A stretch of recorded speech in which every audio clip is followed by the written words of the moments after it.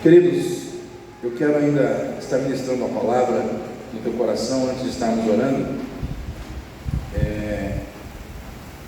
Como povo de Deus, nós sabemos, somos conhecedores da palavra, somos conhecedores da promessa de Deus, somos conhecedores dos problemas que temos que passar pelo caminho até chegarmos no destino que nos foi preparado pelo Senhor. Quem aqui já ouviu falar da porta estreita e da porta larga? A gente sabe o que representa uma e o que representa a outra. A gente sabe que a porta larga representa a porta da perdição, aonde uma multidão de pessoas está caminhando nela porque é fácil de caminhar, porque não existe exigências, não existe necessidade de ter compromisso com Deus nessa porta, não existe necessidade de renúncia, não existe necessidade de obedecer a palavra nessa porta. Por isso é fácil de caminhar nela. Tudo que você quer, tudo que o seu coração deseja, dentro dessa porta você pode se apoderar disso, você pode se envolver com essas questões, porque nada te será cobrado. Porém, o final dessa porta, o problema é que no final dessa porta existe um abismo, né? E um abismo que leva para a perdição. Nós temos também a porta estreita, que fala da porta que o Senhor preparou para aqueles que vão herdar na salvação. E por trás dessa porta estreita tem um caminho estreito. Já é mais difícil, porque é um caminho que exige renúncia, é um caminho que exige deixarmos de fazer a nossa vontade para fazermos a vontade de Deus, é um caminho que exige obediência, fidelidade. E nós estamos vivendo dias em que nós estamos sendo induzidos, eu digo até forçados a pensar sobre todas essas questões da nossa vida, porque estamos vendo que tudo que foi profetizado na palavra está se cumprindo. E aí a gente tem que se preocupar. Se eu partir hoje, eu vou para a glória?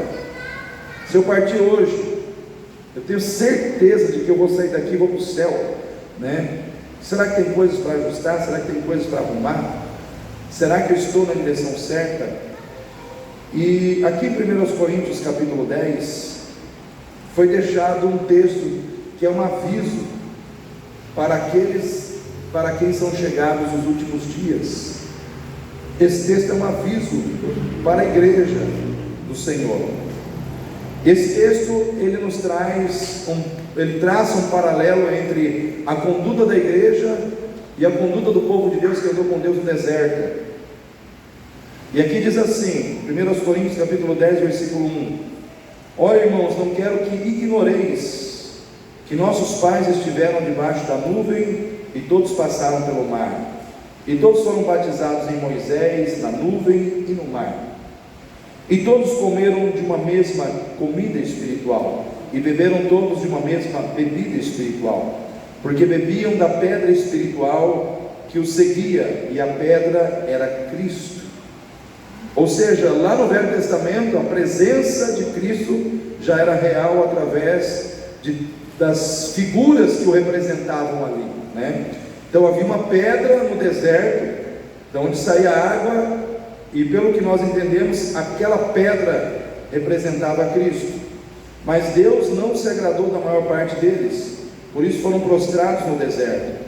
E essas coisas foram nos feitas em figura, para que não cobicemos as coisas más como eles cobiçaram. Não vos façais, pois, idólatras, como alguns deles, conforme está escrito: o povo assentou-se a comer, a beber, e levantou-se para folgar. E não forniquemos, como alguns deles fornicaram, e caíram num dia 23.000. E não tentemos a Cristo, como alguns deles também tentaram e pereceram pelas serpentes. E não murmureis, como também alguns deles murmuraram e pereceram pelo destruidor.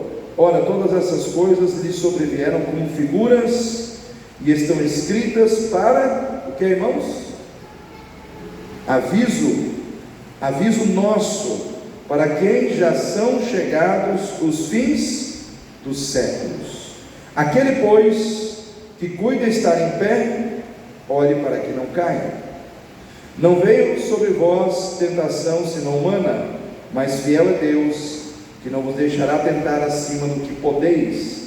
Antes, com a tentação, também dará o escape para que possais suportar. Amém, igreja? Cuidado com os riscos que nós, como igreja, podemos viver como o povo de Deus que ficou no deserto. Cuidado com os riscos de vivermos como o povo de Deus que ficou no deserto. Povo de Deus que saiu do Egito, que saiu da escravidão, que saiu com o propósito de chegar na terra prometida, mas não chegou. E foi grande o número das pessoas que não chegaram. A Bíblia diz que muitos são chamados, poucos são o que, irmãos? Escolhidos. Muitos são chamados, né? Eu entendo que essa escolha, eu não estou aqui falando de predestinação, eu estou aqui falando de que os escolhidos são aqueles que resistem no meio do caminho para permanecerem com Deus, para permanecerem firmes até o fim da caminhada. E a palavra de Deus nos diz que saiu do Egito 2 milhões de pessoas, mais ou menos. Desses 2 milhões, quantos que chegaram? Dos que saíram do Egito, 2. Irmãos, impressionante, né? Pastor, e essa multidão que entrou na terra prometida? Nasceu tudo no deserto. Foram os que nasceram no deserto que entraram na terra prometida. Mas os que saíram do Egito, só Josué e Caleb. Só Josué e Caleb. Os irmãos compreendem como que a caminhada não é fácil? Os irmãos conseguem fazer uma reflexão dessa situação e entender que existe um afunilamento espiritual nessa caminhada, que nem todos que começam terminam, nem todos que iniciam de repente chegam no final da caminhada.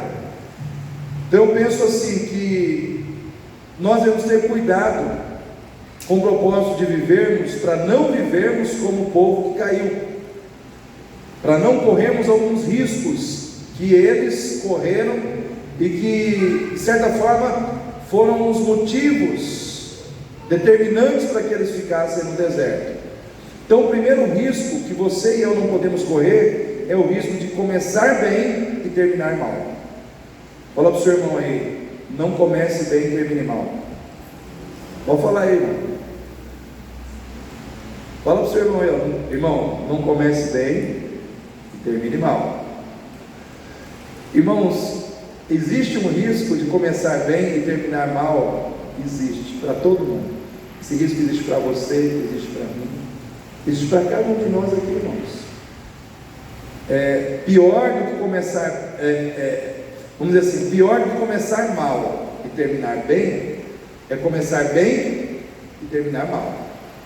Aquela pessoa que começa a caminhada dela aqui na terra, no mundo das drogas, da prostituição, perdido no crime, mas se converte, termina aos pés do Senhor, terminou bem, irmãos?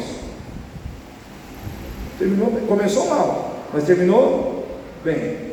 Agora a pessoa está na igreja orando, buscando a Deus, aos pés do Senhor, e de repente sai e vai para as drogas, vai para o mundo, se perde. E aí? Começou bem, terminou mal. E será que isso tem acontecido com pessoas que estavam dentro da igreja e hoje estão lá fora? O que você acha, Carlinhos? Será que é pouco ou é muito? Infelizmente, muitas pessoas, irmãos, estão vivendo essa realidade hoje. É triste, mas eu já encontrei gente que esteve dentro da igreja, que, irmãos, teve experiências tremendas com Deus, teve experiências com a manifestação dos dons do Espírito Santo, e hoje estão lá fora e não conseguem se levantar. É mais fácil você trazer para dentro da igreja uma pessoa que nunca conheceu o Evangelho, que nunca conheceu a Cristo, que nunca teve uma experiência com Deus, que nunca teve uma experiência com a palavra de Deus. É muito mais fácil você trazer uma pessoa que está assim lá fora, do que você trazer de volta alguém que já teve toda uma experiência com o Senhor e caiu. Eu lembro de um trabalho que eu participei certo um tempo lá com a primeira igreja, de distribuir sopa na cidade, sopão, o famoso sopão, e a gente saía para entregar isso, essa sopa. Irmãos, tinha na época, isso faz tempo já, Quantos lembram da Pedra, que é um lugar que vendia carro lá, da Afonso Pena, lá perto do Camelódromo, né? Então, tinha pedra nessa época. E aí a gente saía entregar sopão naquela pedra de noite. Irmãos, 70% dos mendigos, moradores de rua, foram crentes. A gente se assustava, por quê?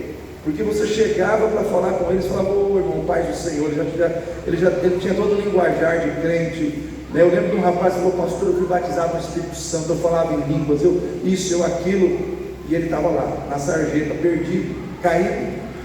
Irmãos, é triste você ver uma situação dessa. Me lembro do pastor Richard, uma vez eu fui na Memorial, e ele estava atendendo um morador de rua, levando comida para ele, dando um apoio para ele. Aí eu esperei ele terminar aquele atendimento, eu precisava conversar com ele naquele dia. Ele falou: pastor Galdilei, o senhor sabe quem era essa pessoa que estava conversando aqui? Eu falei: não.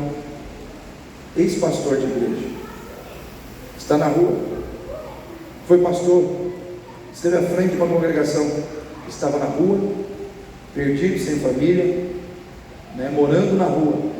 Irmãos, eu digo uma coisa para os irmãos, por isso que a Bíblia diz, tem um texto aqui, nesse texto que nós lemos aqui, tem um versículo que me chama muita atenção: aquele que cuida, que pensa que está em pé, cuide para que não caia. Porque, irmãos, depois que cai, é difícil se levantar. Depois que o crente cai, é difícil se levantar. Eu conheço, irmãos, famílias em que os pais estão orando, porque os filhos um dia estiveram na igreja e não conseguem voltar.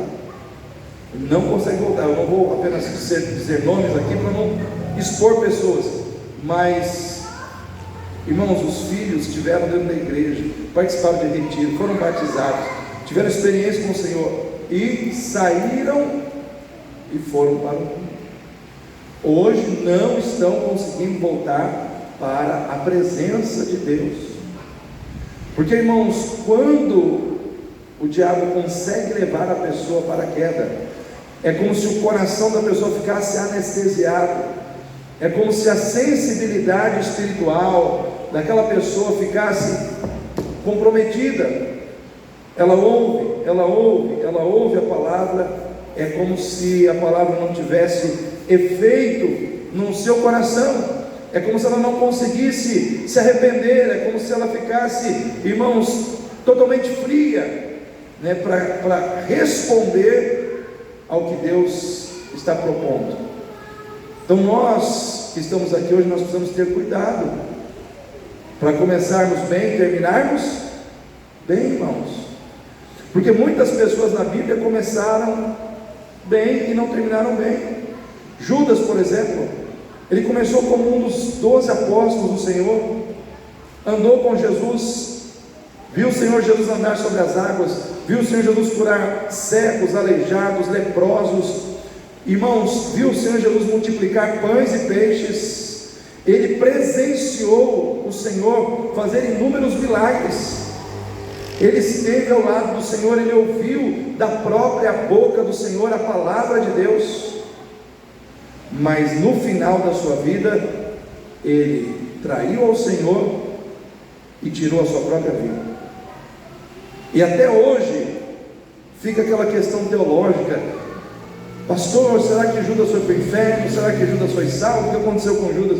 Aí fica aquela incógnita sobre Judas. Eu digo assim, irmãos, quem tirou a vida, pelo que a Bíblia diz, quem tira a própria vida, é o meu entendimento, não tem salvação. É o que eu entendo, né? Então eu não estou aqui, eu estou aqui julgando vamos dizer assim, pelo conhecimento que eu tenho, né? Pelo pouco conhecimento bíblico que eu tenho, eu faço esse julgamento, né? Estou aberto a uma surpresa no céu? Estou, mas se eu for analisar, ajuizar hoje a situação, eu tiver que dar uma resposta, não tem como fugir disso, né? Então, irmãos, Judas, veja bem, ele esteve com o próprio Deus encarnado, ele esteve ao lado de Jesus de Nazaré, e ele, lá no final, tirou a sua própria vida, traiu ao Senhor. Saul, irmãos, primeiro rei de Israel, começou humilde, Ele era um homem que estava lá procurando as jumentas do pai, humilde, humilde, humilde. Aí Deus o unge rei, ele recebe a unção para ser rei de Israel, e ele começa a crescer, crescer, crescer. Lá na frente ele começa, irmãos, a desobedecer a Deus, ele começa a deixar de fazer as coisas como Deus queria que ele fizesse, ele começa a obedecer a Deus 70%, 80%, achando que estava bom. Deus falava: eu não te levantei para ser obedecido 70%, 80%, ou é 100% ou não é, ou você me obedece completamente ou não me obedece. O que aconteceu? Ele foi endurecendo o coração, chegou ao ponto que ele perdeu o reino. E como é que ele terminou, irmãos? Consultando uma pitonisa, uma feiticeira em Endor, totalmente longe da presença de Deus. Começou bem, mas terminou mal. O rei Uzias, irmãos, um dos grandes reis da época dos reis de Judá, um homem que aparelhou todo o reino, um homem que tinha muita intimidade com Deus, mas diz a palavra de Deus que no final dos seus dias, o coração de Uzias se encheu de orgulho, e ele pegou um incensário, entrou no templo e queria queimar incenso ao Senhor. O sacerdote disse: o senhor é rei, mas o senhor não é sacerdote, não te cabe essa função.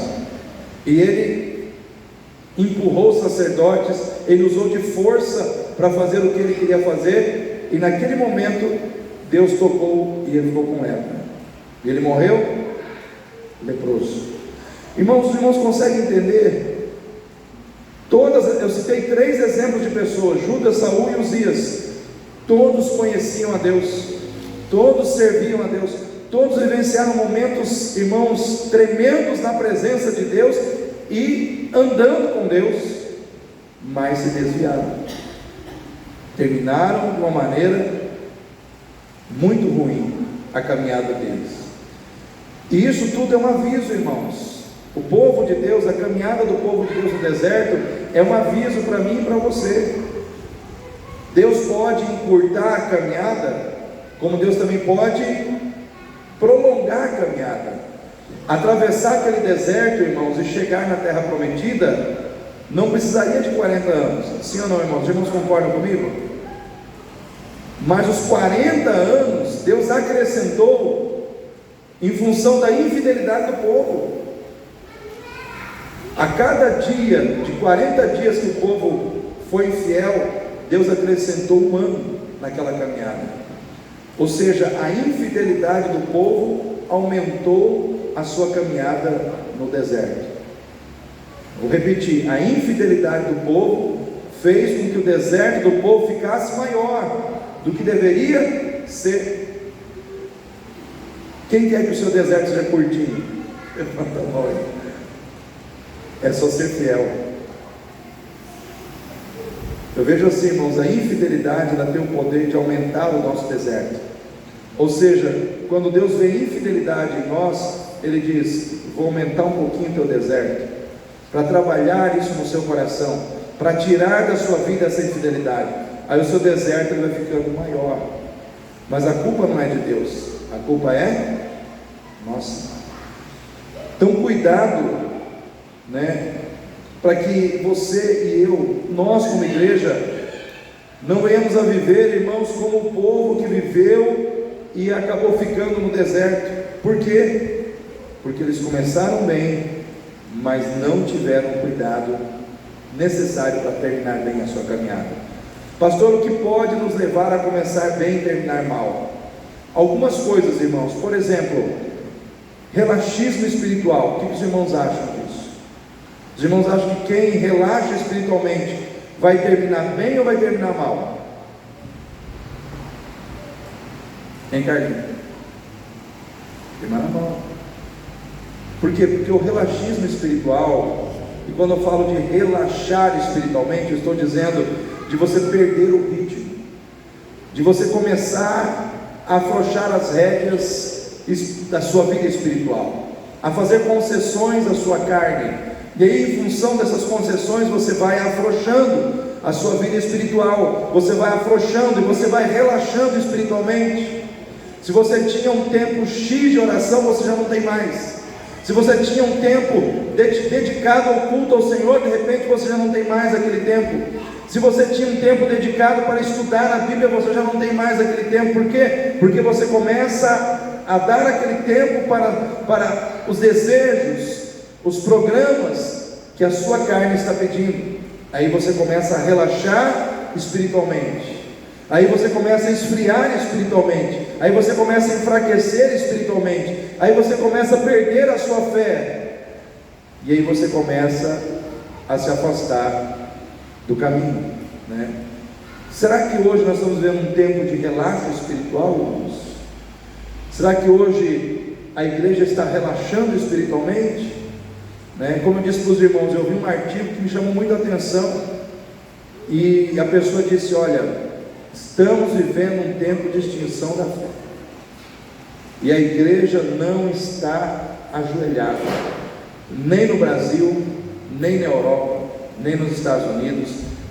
No mundo inteiro a igreja não está prostrada diante do Senhor, não está rendida diante do Senhor.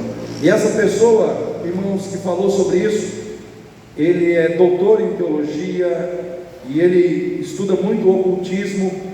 E ele diz o seguinte: dia 31 de outubro, agora, 2023, todos os ocultistas da terra, de todas as linhas de satanismo, de ocultismo, todos estarão unidos com um propósito: abrir um grande portal no dia 31, para a invocação de um grande demônio, para que a igreja de vez venha se esfacelar. Todos estarão unidos exatamente no dia do Halloween, no dia 31 de outubro de 2023, para que haja uma quebra no reino espiritual. Aí a colocação é: quantos estarão orando?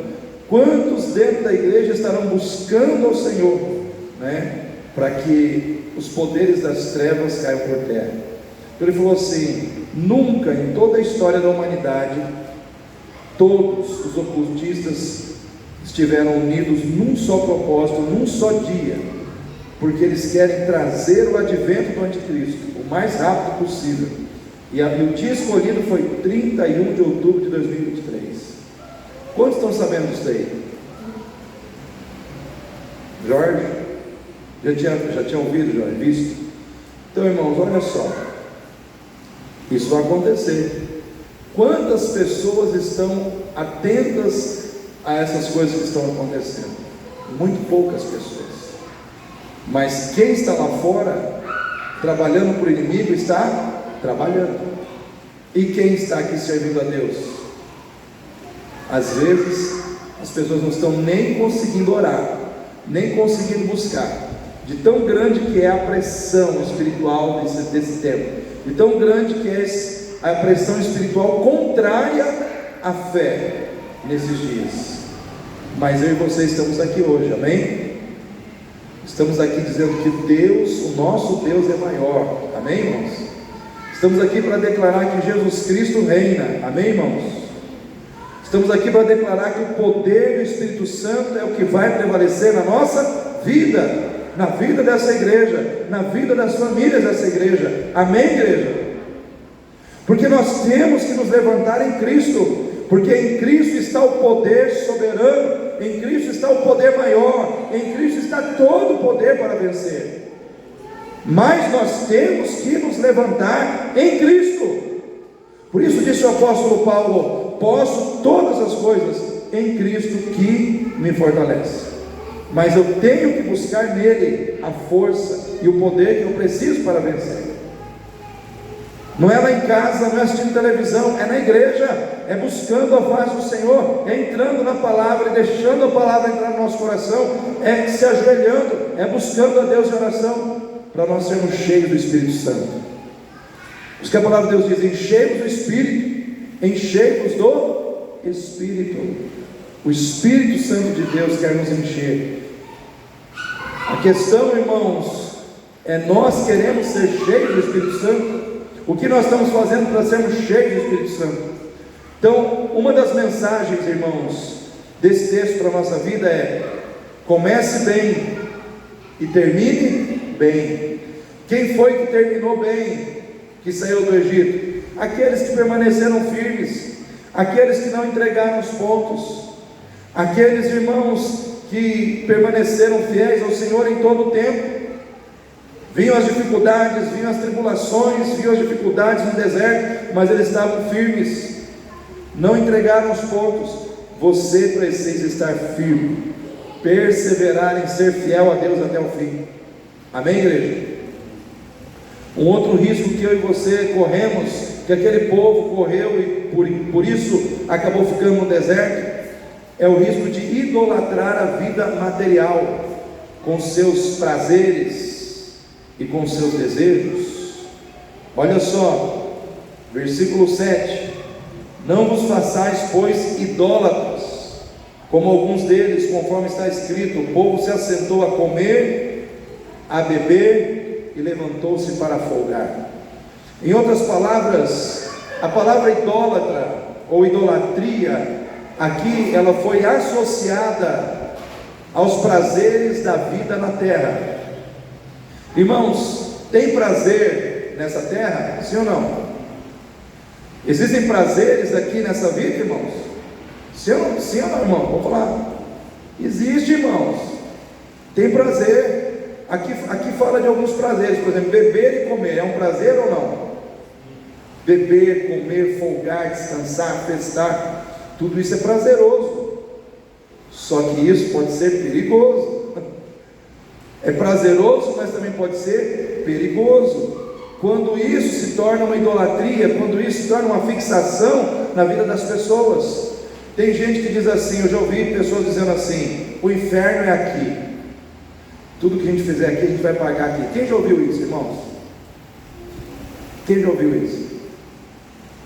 Pois é, uma grande mentira. O inferno não é aqui. Porque, irmãos, o inferno é um lugar onde só existe o mal. Amém, igreja? Aqui na terra existe o bem e o mal. Aqui você tem um pouquinho do inferno, porque tem morte, tem doença, tem dor, tem sofrimento. Amém? Mas também tem prazer, tem alegria, tem festa, tem celebração, tem realização, tem comemoração. Sim ou não, irmãos?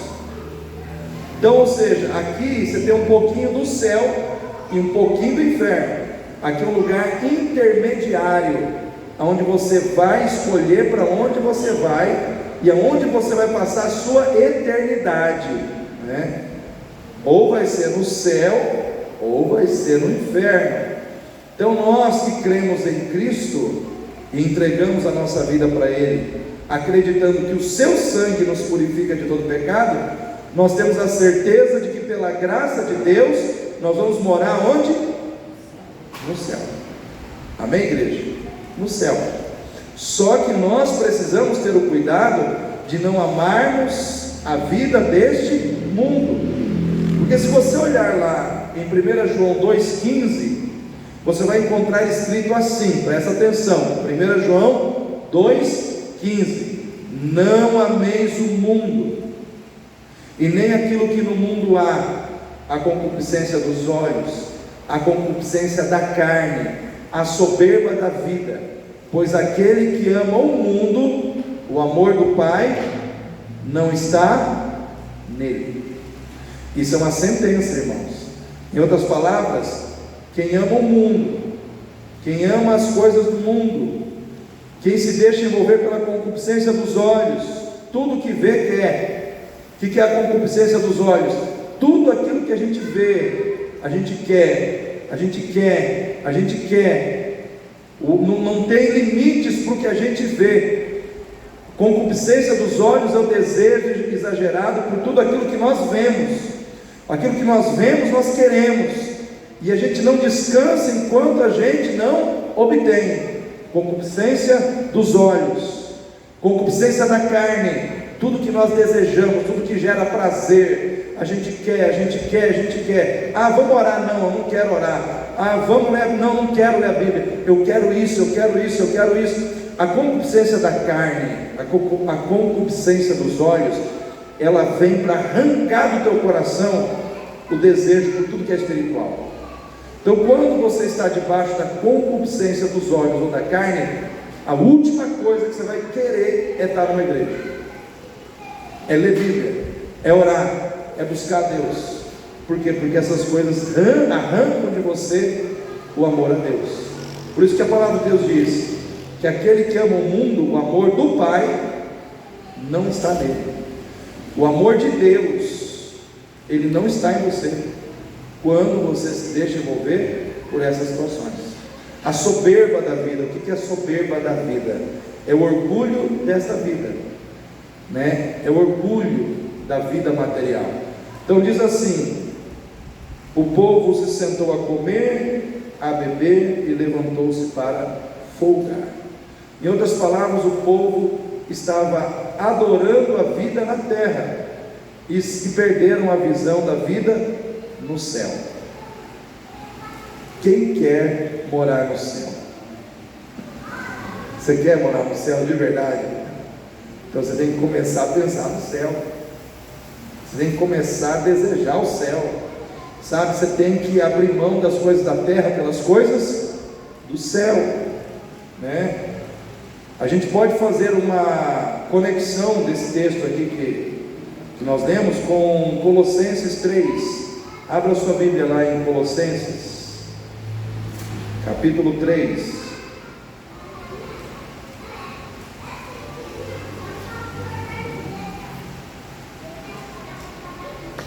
Colossenses capítulo 3, versículo 1 em diante. Colossenses 3, 1 diz assim: portanto, se já ressuscitastes com Cristo, buscai as coisas que são, da onde, irmãos? Que são de cima, onde Cristo está sentado à destra de Deus. Pensai nas coisas que são de cima, e não nas que são da terra, porque já estáis mortos, e a vossa vida está escondida com Cristo em Deus. Quando Cristo, que é a nossa vida, se manifestar, então também vós vos manifestareis com Ele em glória. Aí olha só, quem quer ir para o céu? Então vamos lá, quem quer ir para o céu? Versículo 5: mortificai, pois, os vossos membros que estão sobre a terra, a fornicação, a impureza, a afeição desordenada, a vil concupiscência, a avareza, que é a idolatria, pelas quais coisas vem a ira de Deus sobre os filhos da desobediência. Então ele chama que a avareza de idolatria, que a pessoa avarenta é aquela que idolatra o quê?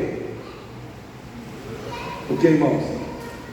O din-din, o dinheiro, né? Uma pessoa avarenta é uma pessoa apegada, é uma pessoa que idolatra os bens materiais, e em especial o dinheiro. Então ele diz: mortificai os vossos corpos. Então, todos os dias, se nós queremos ir para o céu, nós temos que mortificar os desejos da nossa carne. Mas pastor, quer dizer que eu não vou comer, não vou beber? Não, irmão, você vai comer, você vai beber, mas tudo de forma equilibrada, tudo de forma ordenada. Você vai comer com equilíbrio, você vai beber com equilíbrio, você vai festar com equilíbrio, você vai fazer tudo com equilíbrio, não de forma desordenada, porque o problema não é o comer, nem o beber e nem o folgar. O problema é a maneira como as pessoas estão fazendo isso hoje. As pessoas, elas estão vivendo para isso e não para Deus. Amém, igreja?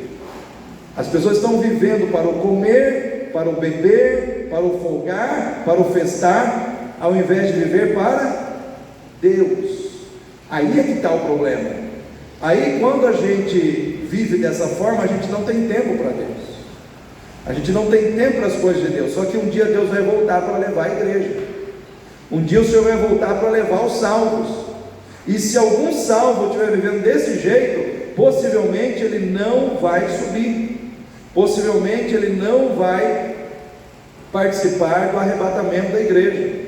Por quê? Porque está vivendo de forma desordenada, né? Então, esse texto foi deixado como um aviso para nós, porque muitos que estavam vamos dizer assim, escolhidos para receber a terra prometida, não receberam.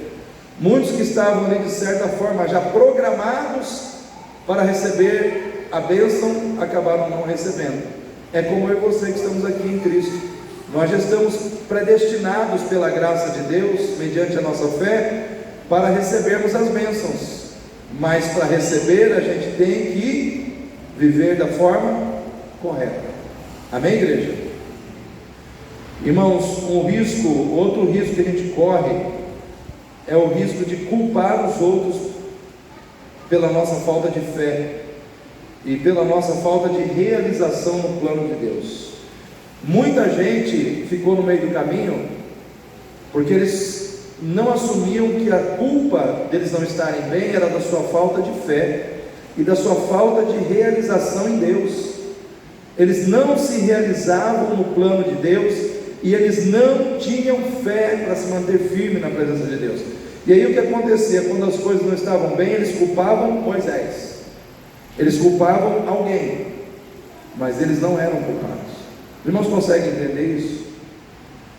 É aquela situação de você não ter fé, não estar bem com o plano que Deus estabeleceu na sua vida, e aí de repente as coisas não estão bem na sua vida, você tem que culpar alguém.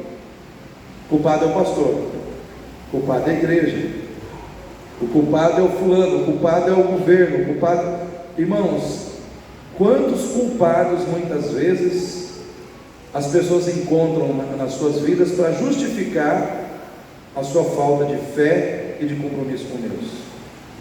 Então nós que estamos aqui hoje, se está faltando fé, a gente tem que buscar.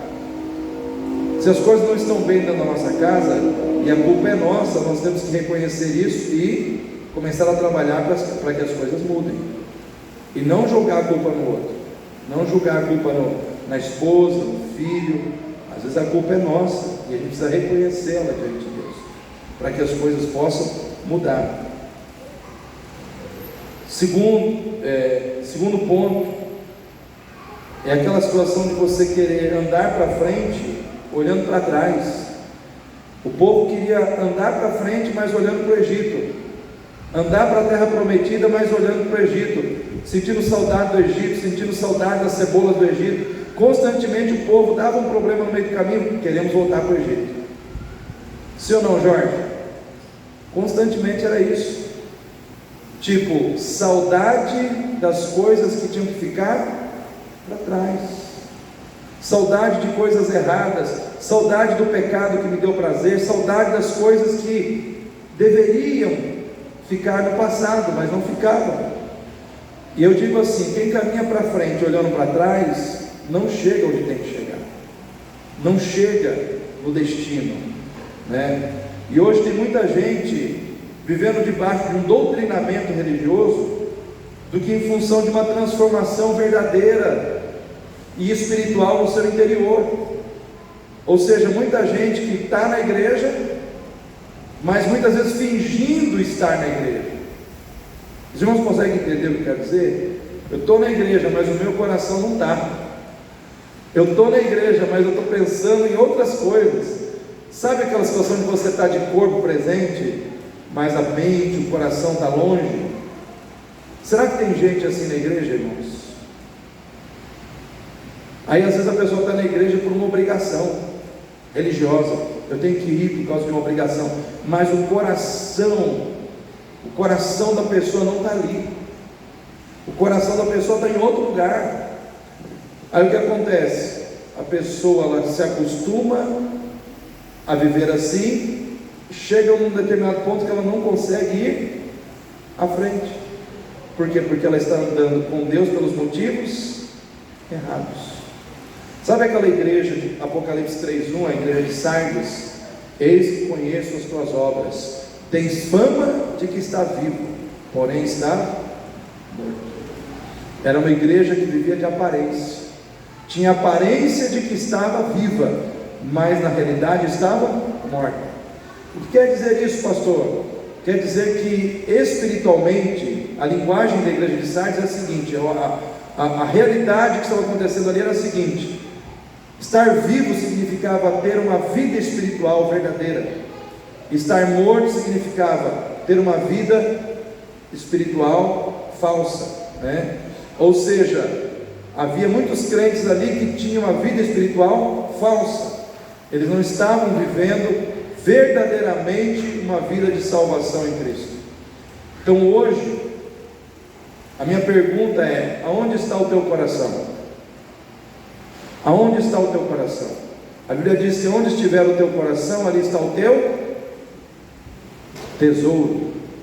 Ou seja, se o teu coração está em Deus, o teu tesouro está em Deus. Então, estar na igreja para você não é dificuldade.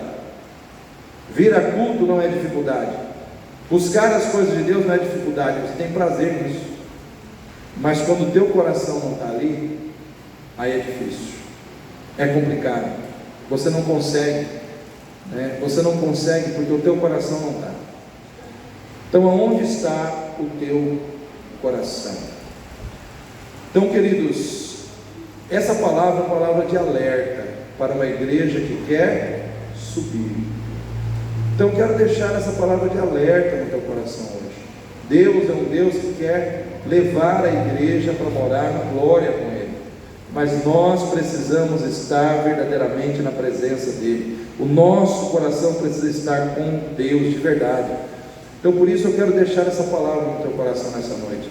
Comece bem, mas termine bem, né? Não caminhe com Deus só na aparência.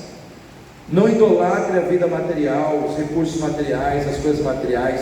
Use as coisas materiais, mas ame a Deus, ame as pessoas, ame a obra de Deus, ame a palavra de Deus, ame estar na igreja, mas use as coisas lá fora, use o dinheiro, use tudo que for dado a você, mas ame as coisas de Deus, ame o reino de Deus, né? Não culpe os outros pela sua falta de fé. Se você está faltando fé, não culpe os outros, né? Assuma, está faltando fé em mim, eu vou buscar, né?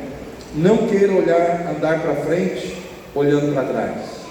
Ninguém chega aonde tem que chegar olhando para trás. Se você quer chegar, olhe para frente. Esqueça as coisas do passado. Deixa o passado no passado. Amém, igreja? Quem recebeu aí essa palavra? Fique em pé nesse momento para que nós possamos estar orando.